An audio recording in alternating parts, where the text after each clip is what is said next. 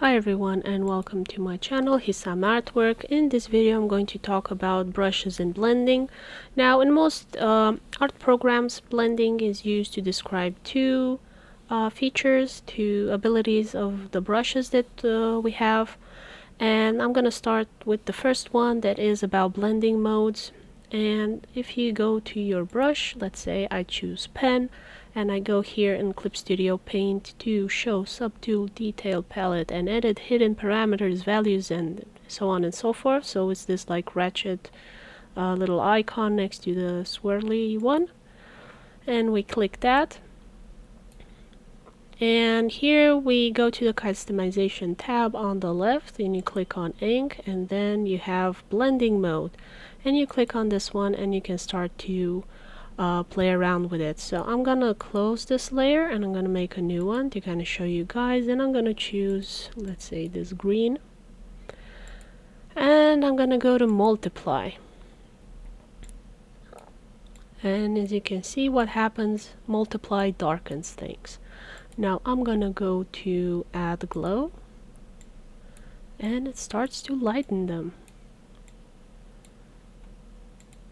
And if we go to color and we choose red, it's what turns that green into a red. And if we go to black, it makes it gray because it's removing the color. So, or it's switching to the black. So I recommend you open these yourself and check them out and play with them to kind of learn what each of them does.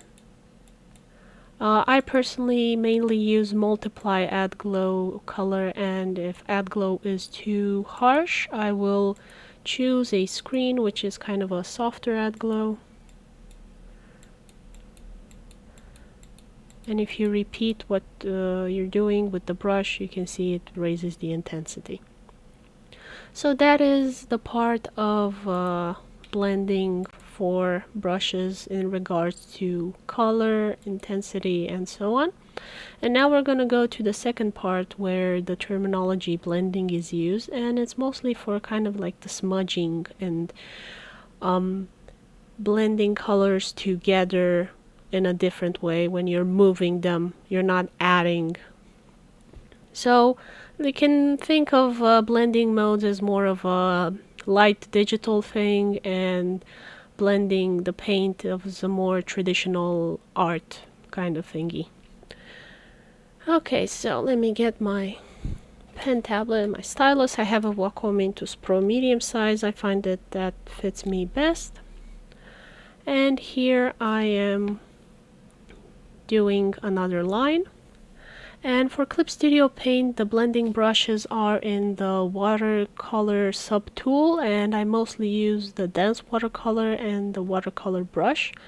Not great names in my opinion, but that's how they're called, and when you find them in the vanilla settings, you of course can rename these things and rearrange them to fit you better. I can press Alt to sample color, and as you can see, I use that black here. I can sample this peachy color here, and you can see how it works. Where I'm blending the colors, I'm just moving them around.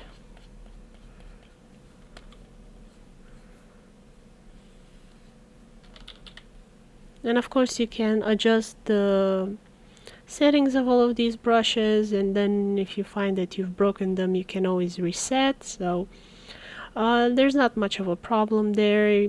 Just exercise and learn how to use these tools. It's always a good idea to get into it and start messing around, playing around until you kind of learn better what it does, and then you can set yourself a goal to draw a kitty or a leaf or something like that and try and use the techniques you've learned.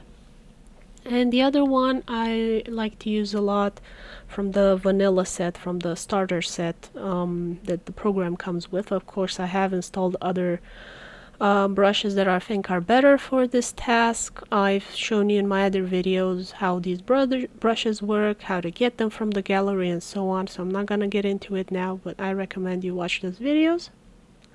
And this is how the watercolor brush works, and it kind of looks like hair. So if you're starting out in Clip Studio Paint, You can use this to make hair. You will probably not get a hair as good as the professionals because you're a beginner, and also these brushes aren't ideal, but they're a pretty good starter to kind of get you on the path of learning how to do this stuff. And if you press harder, you can get more paint in there. If it's not enough, you can adjust the amount of paint. You can see here all of these settings. But yeah, like I said, if you're a beginner, this is one way to do it. Kind of blend to get the hair. And the dense watercolor, I don't know if you are trying to do the face, the shading on the face. If you're a girl and you've used makeup before, it'd probably be easier for you to kind of know how to put the foundation and where to put the highlights and shadows and things like that. If not, ask a girlfriend to help you out with the shapes of the face and how to blend the makeup on. So yeah, thank you for watching. Hope I've explained this okay for you guys. As always, if you have any questions or suggestions, please leave them in the comments below. You can view blending modes for color, like I said, with the lighting stuff, and the blending brushes for texture, like the smudgy thingy. This video was requested by my friends and followers to kind of explain some stuff for you guys. It's also been supported by Team Man Up. They're a little company that helps indie creators. So if you're interested in that, go check them out. Thank you for watching. Hope you've enjoyed it, and hope you have a great day. Bye bye everyone.